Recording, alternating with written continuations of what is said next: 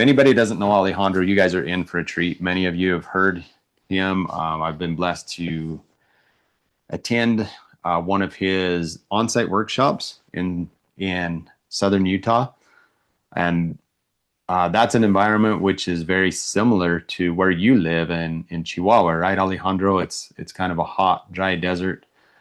He has done some pretty amazing things in this Chihuahuan Desert, and literally, creating a Garden of Eden out of a wasteland. And so we're honored. We're honored that you're able to be here, Alejandro. Thank you, Jared. Good morning, all. Thanks for participating this morning. I hope that this presentation is going to give you some new ways of doing things or new ways of thinking about how to do things. Should I start, Jared? Yeah, let's jump right in, Alejandro. Okie dokie. Let me give you a little bit of background. We are, well, right now I'm actually here at the ranch in Chihuahua, Mexico. Chihuahua actually borders Texas and New Mexico, not too far. I think I'm just like 100 miles straight from the border. So this slide where I'm showing the agave plantation is not at the ranch, it's in central Mexico. I just want to show you like a bit of a different scenario or landscape where we use only livestock to regenerate that agave plantation. And probably most of you know that tequila and mezcal comes from this plant. Unfortunately, the way we are managing that land is actually very destructive. It's degraded the land. This is another view of the same plantation in central Mexico. Well, probably something that you need to know here is that this picture and the next picture was taken on the same day. It's not like a historical perspective. It's just that 99% of the agave is produced this way.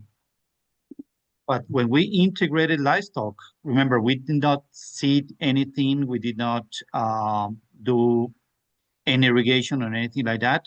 This is an area that actually gets between 35 and 40 inches per year. But look at what happened when we put the livestock there. It's just incredible. And I'm not going to take the credit here. Actually, the client was very experimental, which I will encourage you today. Active, as Jared said, let's do some work because, yeah, we can talk the whole day, but if we don't actually do or put on the ground and some practice, and he put sheep, horses, and donkeys. Yeah, actually, horses were the best ones to do the best work. But I think that multiple species will always do better than just one species. And then because he stopped using sites, meaning like insecticides and fungicides and herbicides, you can see these insects are now predating on pests. And then you can see a closer view there. One thing that I want to share with you here is that now we're able to infiltrate after 2 years, 3 times more rainfall than on the first year. So that's pretty impressive. And more impressive, thinking about some agave producers already irrigating agave. Think about that. We have soil and compacted so much the soil that now some people are irrigating. And remember, the major limitation on grass or plant productivity is not water, it's air in the soil. Now let's go to our ranch, which is that red dot in the state of Chihuahua, not too far from Texas and New Mexico. We are part of the Chihuahuan Desert. In our particular case, we get about 9 inches of rain per year. I'm not sure if this video is gonna play, but can you see the video? Good. Well, that is the Chihuahuan Desert. But it wasn't that way. I mean, we have the written evidence that it was just beautiful grasslands, even tall grasslands. And with our misunderstanding on how nature works, we have degraded pretty bad the Chihuahuan Desert. You can see even with 9 inches of precipitation, how the degradation can take place. But it also tells us that picture on this galley, it also tells a story because I'm not sure you can see the fence hanging in there. That fence was put only 50 years ago. But also we can see a layer of carbon on the side of the galley. I'm not sure you can see that layer of carbon here. So you can see that that carbon wasn't really put by bare ground or mesquite. It was put by the former grasslands that used to be there.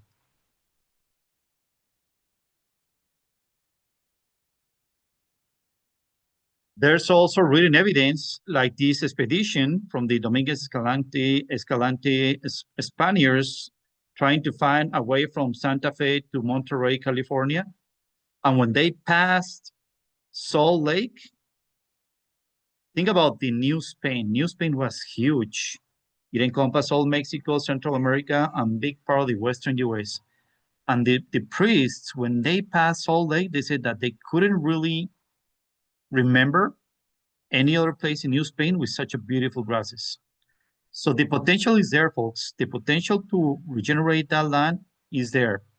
Let's not accept that that land is just cactus and cholla and mesquite. These plants, even though they're native, they were not there when the bison was managing the land. And that is our goal. So now we're getting back to our ranch. Our ranch has a flat lands, a mountain range, and hills. And that's when it rains. It doesn't rain that often, but it does rain. So what we do with the rain, that is the question. Sometimes we get snow. The snow doesn't stop on the wall. I think we have some areas in Chihuahua that we get snow every year. I'm on the lower high desert, lower elevation, the high desert, and yeah, we got snow. Pretty extreme temperatures as well, 110 in summer. This year we got good snow on the state, and it went down to 20 Fahrenheit in my ranch. This is a rainfall pattern. So we have to grow as much grass as possible on those 3 months. Well, this is in millimeters. Don't think that is inches. I cannot make sometimes the metric and the English system. But so on those 3 months, we got to make sure that we can grow grass all the way through the next 2 years, folks. We have to, that's what really give us peace of mind. Unfortunately, we're getting less and less rain. And I believe that we're getting less and less rain on the last 40 years because we don't have vegetation. I mean, as you see on the video, we have most of it just bare ground. And bare ground doesn't promote what we know as the small water cycle.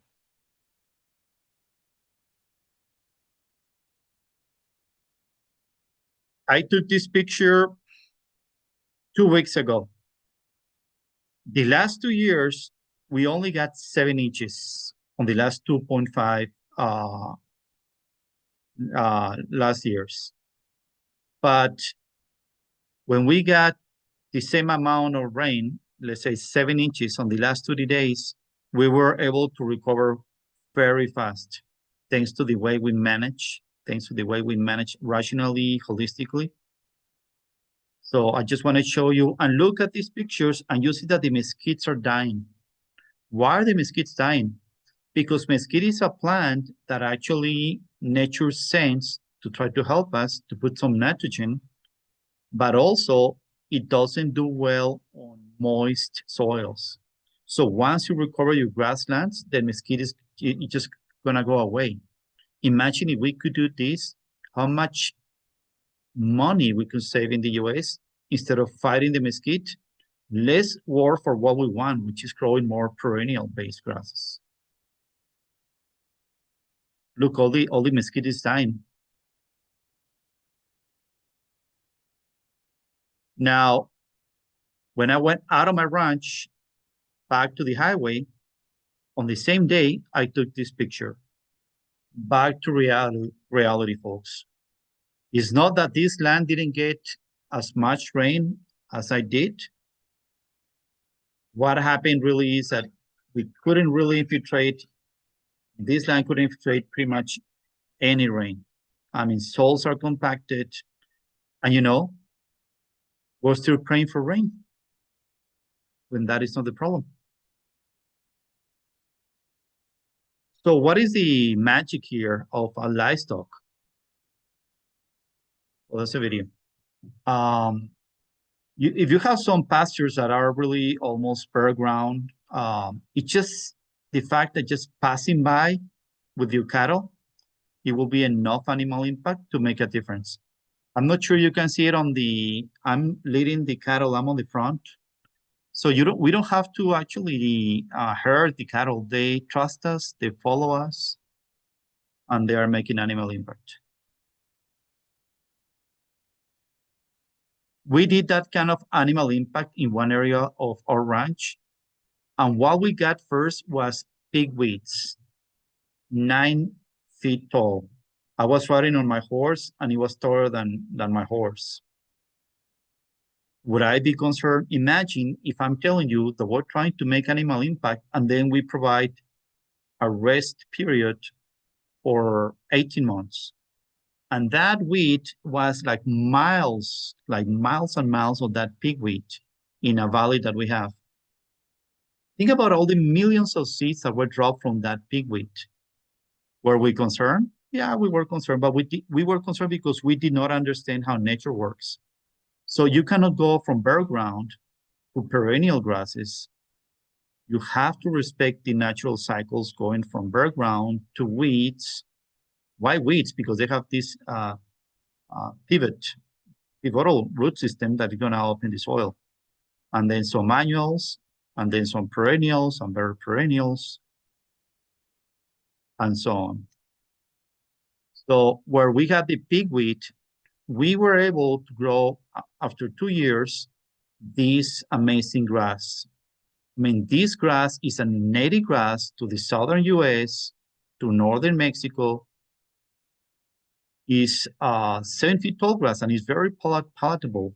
It's called the green sprangletop. We call it in Spanish zacate gigante, like a giant grass. And we did not see anything. We just respect nature, succession. You know how many pigweeds show up there? None. Because nature said, this is what you need now, then this, and then I'm going to reward you because you're working with me with some native grasses that you have never seen it before. Now, I took this picture yesterday, folks. We were moving the cows, and we used to have a big arroyo or this wash dry or a creek, just seasonal creek, where it was very deep. We just saw the water just passing by, but we learned also that if we make animal impact and combine with a long rest period, some grass is going to grow there. So on the next time that you have the water flowing there with some residual, with some runoff, it will go one step up. It will cover the grass and you will say, oh my God, my grass is gone. But at the end of the day, you're going to be able to level that arroyo, that dry wash, in such a way that now incredible things start to happen. Because now the water is flowing very even with no mechanical work, and is, instead of just going through the arroyo, is actually watering hundreds of acres. It's not only the arroyo. So that's what we have seen in our ranch, and it's so to see it. Now, we don't go, guys, I just want to share with you the art of moving the cows, and always the cows are the most important thing that we have in our ranch. Obviously we're here for soil building and improving the soil health, but the ones that bring the money are the cows. So the cows are always the priority. if I had to make a decision whether work the land or keep my cows in a well-being, the cows are going to take priority. So many people ask me, so how many pounds do you do per acre? Well, I just size the paddock based on how often I moved. If I tell you that I move every day, then the size of the paddock will be for 1 day. If I have a lot of grass, maybe we're talking about 200,000 pounds per acre on daily moves. But there's some areas in my ranch that they don't have much grass, just patches of grasses. So we open up just for 1 day. So this is what I call the art of grazing, because it's through your observation that you size the paddock in such a way that the cows are happy staying there for 1 day. And that could be, even if you're on the same spot, that could be different in winter, in summer, in fall, in the spring, in the if it rained, if it didn't rain. And that's what really becomes an art, trying to size how much feed you have, and based also on the green and the yellow and in the Western US on the gray as well, because there's a lot of grasses in the Western US, and there's no state that is the exception, that because of the lack of animal impact, the grass is dying. For example, this is a pretty good, in winter, pretty good paddock. You can see that we already grazed that spot. We take down the electric fence, the poly wire, and now they're grazing the next paddock.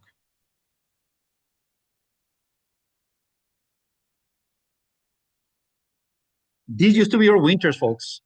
Remember, mostly on the Western US, Northern Mexico, and many other places in Australia and so on, we pretty much have only 3 colors: gray, green, and gold. We want to stay on the green and gold. We don't want to have gray grass. Let me tell you something. Going through many states in the Western US, I have seen that now the problem is not anymore overgrazing. It's overresting the grasses. A lot of grasses are dying because of the lack of animal impact. But then look at our winters now. See, we're living a completely different story from more conventional ranchers that they never move the cows or move the cows in very large pastures, not having enough animal impact. Yeah, we're running donkeys as well with the cows. I consider donkeys to be our cover crops or service crops, because some people say, oh, cover crops is going to take the water from our other plants. Well, donkeys is going to take the feed from my cows. No, they're serving a purpose, folks. And it's not exactly protecting the herd. It's actually eating what the cows will die trying to eat, so we can do a more even grazing. Some people complain about the allelopathic effect of creosote, saying, well, if I don't get rid of that creosote, grass is not going to grow. Well, it does grow, because what we haven't really considered is that the biology, that bioreactor that the cow brings biology that those soils need, so you can actually start growing grass where it's supposed not to grow.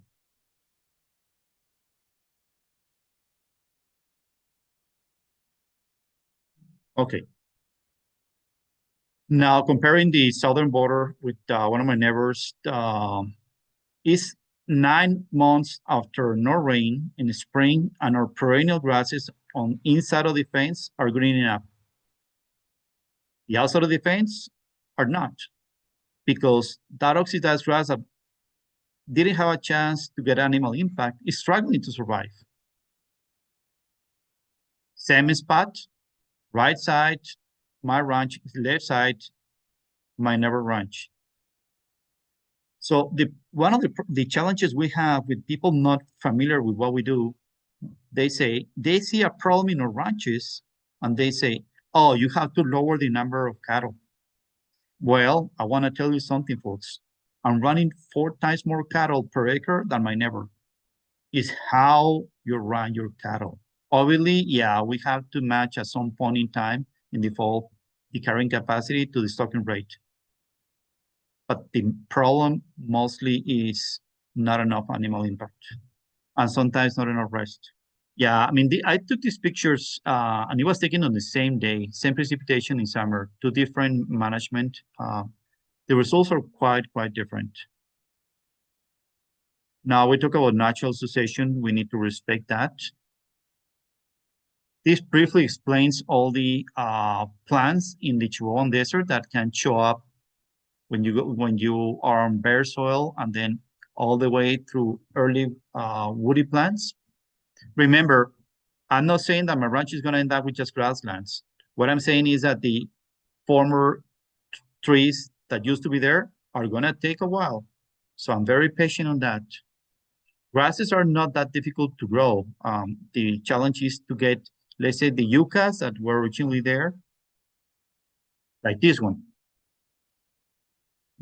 This is the Aplomado falcon on the left. We work with the bird conservancy organizations in the US to protect some birds, including migratory birds. But they told me that they are blaming the cows for breaking the yuccas where the Aplomado falcon nests. Well, I don't think that's the problem. The problem is that yucca co-evolved with grasslands, as you see on that picture that I took on the highway, and that yucca is surviving because it has grass nearby where the yucca is. Once that grass goes away, that yucca is going to die. So consider that there's many species that depend on grasslands, including some trees. I saw that in Australia, where they are losing a lot of tree diversity because of the lack of grasslands, including Texas. Think about Central Texas, where we had these big cities around. All that area used to be oaks and grasslands. Now we're seeing cactus, more cactus there than in Chihuahuan Desert. We're seeing more mesquite. The point where we start losing grasslands, the oaks are going to die. And now nature is ready for whatever we throw, so it's going to put some thorny things there. This is one of the few pictures that I have, like a series of pictures where summer 2015, some bare ground, summer 2018, some weeds. We respect the weeds. We're not concerned a lot about killing weeds because they have a serves a purpose. And then summer 2021, now we're able to establish the grasses.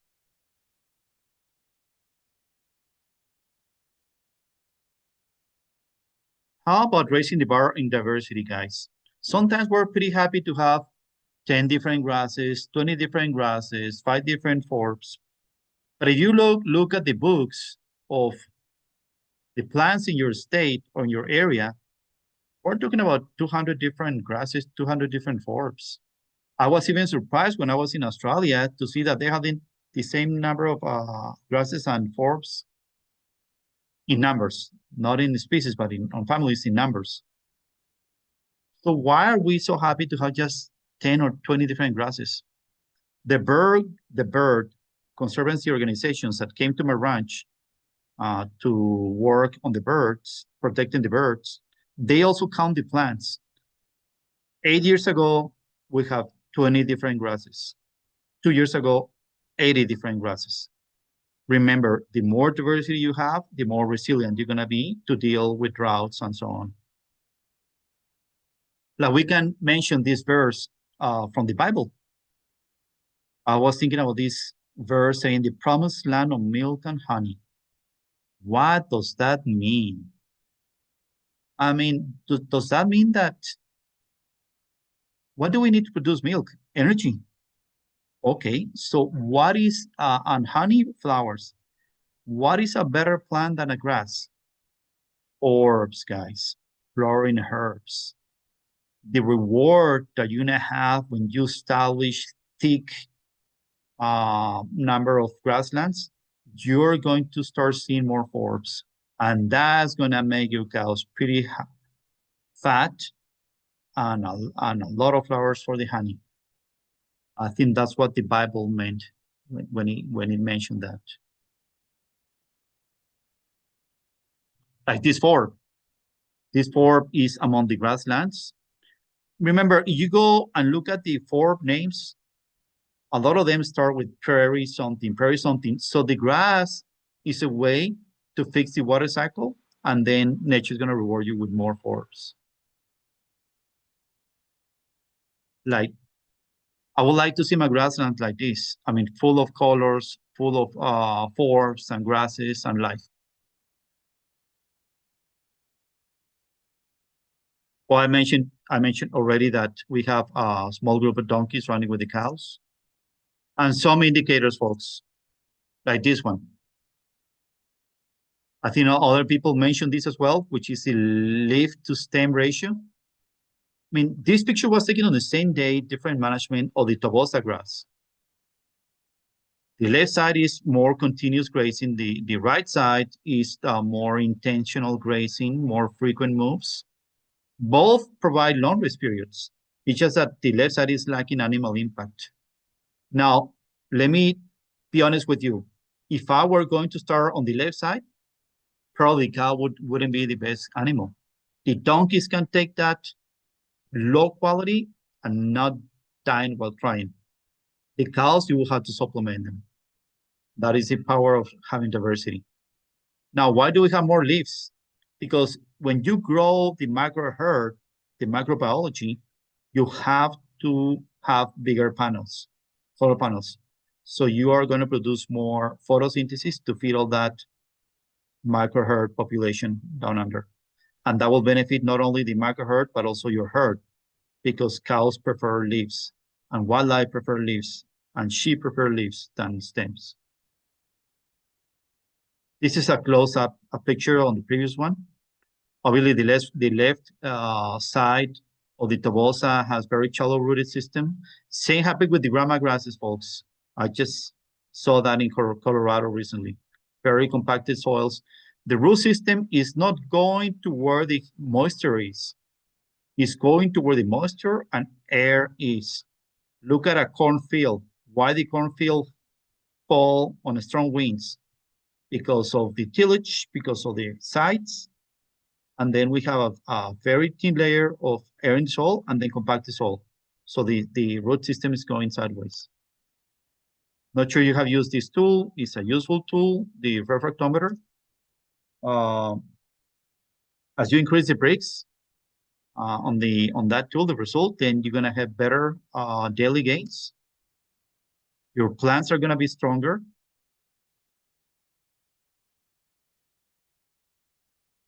And how do we deal with encroaching plants like mesquite and juniper and cholla and cactus? Well, the grasses will take care of it. In my case, the grasses are killing creosote, mesquite, bigger mesquite. I'm not sure if I should touch this topic, which is mitigating fires.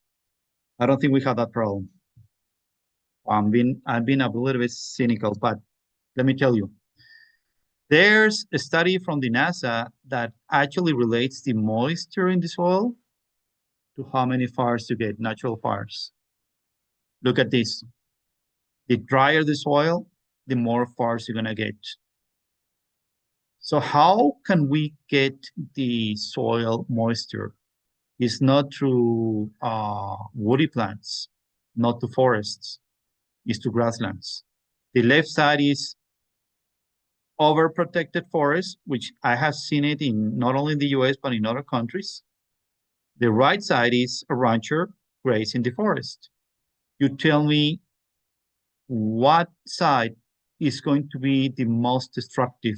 I mean, how come I have seen fires lately, let's say in Oregon, where that fire killed 200, 300-year-old ponderosa pines? We saying that we didn't get any fire on the last 200-300 years? Is that what happened there is that because of the lack of animals grazing properly, nature sends more pines and more pines and more evergreens, and then some of them start dying, and we're creating the perfect storm or fire there. Very destructive. This is a ranch on the high areas of Chihuahua, Mexico, where I have a friend who's doing a really good job growing grass there. As you can see, he mostly have blue grama, but that's how we want to see our forests, folks. The problem is not gonna stop. I can tell you that. The forest is gonna get worse and worse until we understand that we need our livestock to work on the forests. Look at what he's doing. He's not only growing grass on his forest, he's killing the juniper. Look, juniper has no place on many forests. What do? We use chemicals to kill the juniper. We don't have to do that. I'm gonna jump. I'm not sure how we're doing with time, Jared, because I can talk the whole day, but well, we're gonna have to get you back. So you're doing just fine. We've got about 25 minutes left, Alejandro. okay. Quickly, quick comment here. A friend of mine was complaining because he said, you know, Alex, this is in Texas. We work pretty well the right side of the fence, but in fall, but in winter, they never gets all the snow.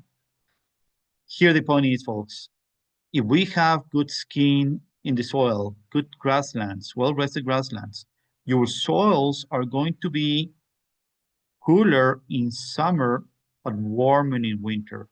So reality with this picture is that my friend got more snow because the grasses were able to capture more snow, but the snow melted much faster. That is reality when you're working on this properly, this land. I think we all have seen these tremendous high temps on bare ground compared to grasslands covering the soil. I paused there so you can read that.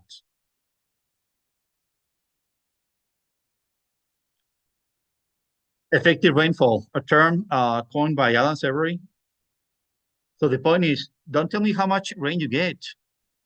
Tell me how much rain you can infiltrate. And this is a very simple test you can do. I mean, actually, I carry that rain on the back of my truck.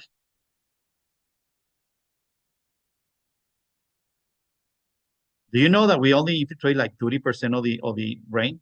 So that's why we're always in a drought mode, folks. Small water cycle. Yeah, well, let me tell you something.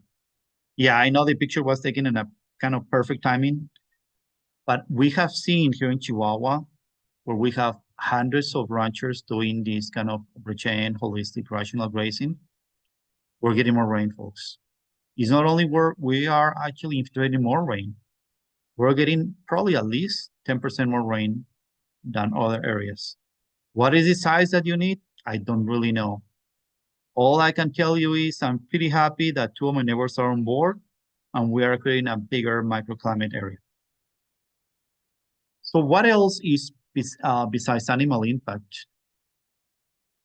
Look at this cow manure. Nice shape, but you know, is it still there? That's a very little useful. This is what we want. We want the dung beetles to start working those cow pies. But remember, there are certain conditions. Once you start fixing the water cycle, then you're gonna have way more dung beetles. Once you stop killing the dung beetles, yeah, they're gonna come. You don't have to bring them over. And they put 2/3 of the cow pie into the soil.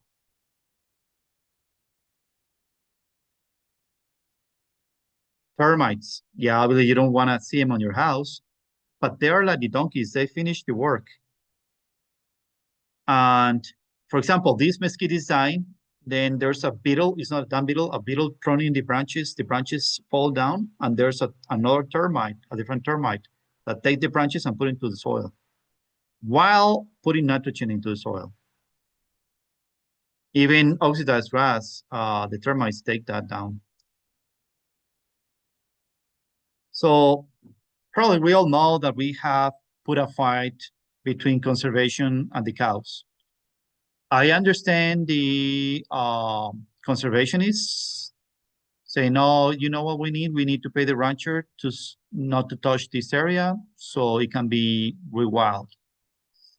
Well, it's like the CRP programs, guys, that, yeah, we seeded that and then we forget it and then we came back in 10 years. Have you seen that? It's all oxidized. We need to bring the cows at some point so they can work again. And now we're making peace with the conservationists. Probably some of you are familiar with this wildlife, which is not different than the Western US. We have now plenty of mule deer, golden eagles, gray foxes, javelinas, and so on. We actually were fortunate that the Bird Conservancy of the Rockies installed this tracking and tracking monitoring antenna. Now we know that birds coming from southern Canada and Montana and the Dakotas are going all the way to our ranch to winter there. And we have the largest number of endangered and listed birds at the ranch. So it's working for us, it's working for the conservationists, it's working for nature. We're all for life. Now, most problems we have, folks, relate to nutrition and genetics, if you think about that. And let me ask you this. When you make a decision in your herd, whether to open up more the paddock or the pasture, to give it more feed, to treat him, to deworm it, to vaccinate it, who are the group that is making the decisions? Well, you know which group is that? The poor performing cows. And that's why we're so keen to actually constantly get rid of that group.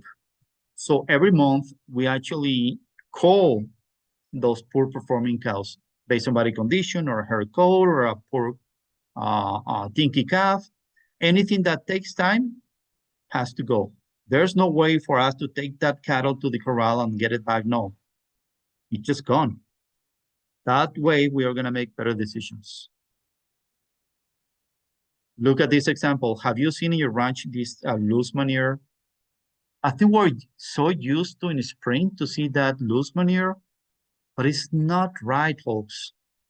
If we leave some stockpile grass from last year, and when you have the green up, you're allowing the cows to select green and gold. And they will not have that runny manure. Because if your cows keep having that runny manure, then that ammonia could accumulate, actually get into the immune system, and you're going to have problems like pink eye, which has nothing to do with flies or seeds. It's a compromised immune system. Genetics is a really important part of the regeneration. And we're always going to have a lot of difference within a herd. That's going to be one of the most challenging things. How can I get a consistent herd that's going to help me to regenerate? I mean, it doesn't matter. I'm not talking about specific breed. I'm talking about within a breed. There's a lot of difference, and we are responsible for keep calling and selecting for what works at our ranch. I just comparing different animals in the same herd.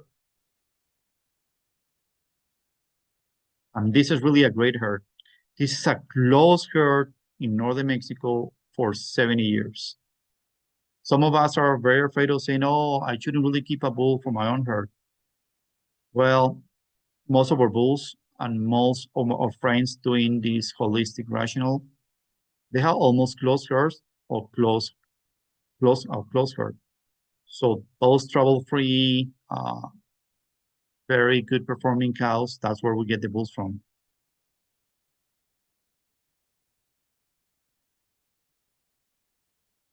So we have to have those adapted cows in such a way that they can take advantage of what nature has to offer. Let me skip this. Now, another recommendation that I have for you folks, because many people ask me, so what should I do tomorrow? Well, try to protect first your assets. And the most important one that you have is water. You have an area that you have a spring, a creek, a meadow, um, anything that actually produce water or capture a lot of water, that's what you need to start. Because that area is going to give you a better return on investment. I don't want you to see results in 5 years. The point here is not to prove anyone that we can fix a gully or a very degraded land, is that within your property, you have to work your property and say, this is where we are going to do more intensive grazing, combined with a long rest period, and protect it for a full year in the Western US, most of the Western US. And then you see that if you're extending the green season and you have more diversity, we're on the right track. But don't get disappointed if you get a lot of weeds at the beginning, because remember, that is the natural succession. So this briefly explain like what kind of areas we prioritize, saying that we're gonna put more money and time on those areas, trying to get, and this, remember guys, folks, this ties back to profitability, because we're trying to get a better return on investment at a lower risk, in such a way that a small area of the ranch could potentially be able to carry all the cows with no inputs year round. And then at the end, you're gonna go to the farther, more expensive, more degraded areas. This is our ranch. This is how we prioritize the areas. Well, let me give a brief summary comparing regen and conventional. Education like today is quite important because we cannot see what we don't understand, as simple as that. Usually in the Western US, the water is the backbone, is the most important thing. You're gonna have as many cattle as the water can support, including the flow rate.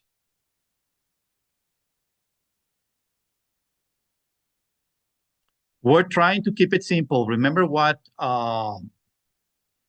Lasseter said, the cattle business is a simple business. The more complicated thing is to keep it simple. So for us, one herd, we strive. I mean, we're not always one herd, but we try to have just one herd, everything there. Saddle horses, mares, donkeys, cows, even yearlings when things get rough, winners or yearlings. And then who actually drives the grazing? The yearlings, because they are more on performance mode. As I told you, we have an ongoing selection and culling. We raise most of our bulls, keep all of our heifers. Otherwise, what is the point of spending time selecting the best animals? And one thing that is very important, see your ranch as a laboratory. Keep trying, and if you do it as a community, you're gonna make a lot of progress. And this is just the last video of the presentation, where just trying to compare the video that you saw bare ground. This is in our ranch. Well, that's Ray Archuleta working with me. Sometimes I have Ray to carry my luggage, but it's very expensive. So you can see that we now are able to have these large tracts of grasslands. Thank you, folks. I'm going through the comments and questions quickly, but yeah, I'm not sure if there's a question that hasn't been answered yet. Oh, what are the native grasses? Yeah, we have pretty much Tobosa, blue grama, black grama. It changes a little bit in our mountain range. It's different grasses there. But on the flats, side oats, Arizona cotton top. We have a lot of similar grasses. Actually, Gabe Brown was here at the ranch like 2 years ago. And remember, we had the same birds. And we also had a lot of the same grasses, grama and side oats. It's just on their land. They grow a little bit shorter because the growing season is shorter. So ours are taller, but yeah, a lot of similar grasses. And speak a little bit about, if Sorry if I missed it. The recovery period, Alejandro, and Yeah. We start with 50 paddocks with the water on the center. We actually depend on wells. There's no springs here, no perennial creeks or anything like that. They used to be, but on that regard, I think we're like 200 years ahead of you, quotes. We lost all that water, superficial water, and we rely on wells. We rely on a water pipe, and each pasture from the original 50 plus pastures has water, a trough on the center. Now we subdivided into, let's say, we ended up with 350 permanent electric fence, one wire pastures with the water on the center, with these long paddocks. So we can use the paddock one day, or we can, if it is a good season, good rainy season, we can split those paddocks depending on how much they need for a day or half a day. I mean, we don't really set before that. Well, but I missed the question. Sorry, again. Yeah, so just you're right on the right track. It's on the recovery period, and so that comes back to how many paddocks you have. Yeah, I think remember that when I mentioned about the diversity, when we were at the beginning we were having like a 4-month rest and then 3 grazings every 3 days, and we couldn't really see more than 20 different grasses. It was when we moved to a year-long rest period that we start seeing more diversity. So one of the reasons why we provide a longer rest period is to get more diversity, but also to have that reserve of grasses because things are getting more tough now with the rains. So we're very happy with the 18 to 24 months of rest. Okay. Yeah. That's great. Perfect answer. And obviously context matters, right? Yes, context matters. Correct. Like, for example, South America, I just came from Colombia. I'm encouraging these guys. I mean, these guys get like, this year, so far they got 200, let's say 150 inches. And they provide 30 days of rest.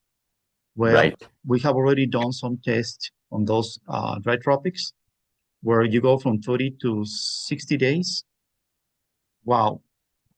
Remember tropical grasses, when they actually get very tough, they're like a fine wood, worse than our grasses.